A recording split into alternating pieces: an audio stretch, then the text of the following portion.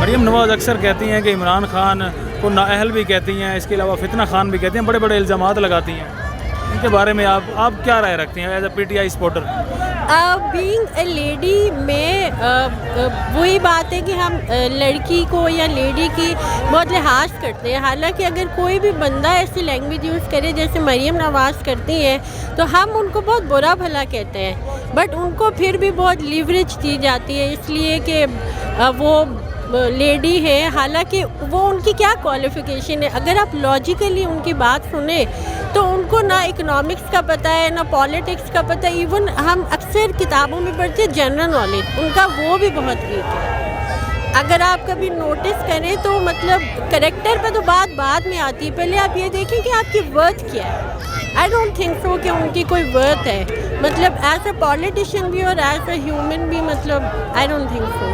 ہنا پرویز بٹ صاحبہ وہ تو ٹویٹر پر بہت ہی سخت الفاظ استعمال کرتی ہیں، خصوصاً عمران خان کے بارے میں، پی ٹی آئی کے سپورٹروں کے بارے میں بڑے ایسے انہوں نے الفاظ استعمال کیے ہیں. میرا ایک بہت پکا یقین ہے کہ جو عمران خان ہے نا اس کے ساتھ اللہ ہے. آپ یہ سوچیں کہ سب لوگ اکٹھے ہو گئے، سب لوگ، یہ پی ڈی ایم، ہم جو کبھی اکٹھے نہیں بیٹھے تھے، مطلب پیپلز پارٹی، نواز شریف، یہ مولانا صاحب، اس کے علاوہ اور بھی بہت سے لوگ جن کا ہم نام نہیں لینا چاہتے، اور عمران خان اکیلا کھڑا تھا. تو اس کا مطلب ہے کہ اس کے ساتھ اللہ ہے. جب وہ یہ کہتا ہے کہ یا کا نعبد یا کا نستعین تو اٹ مینس، اور ہنا پر بیٹھ کر بس آپ میک اپ دیکھیں، کپڑے دیکھیں،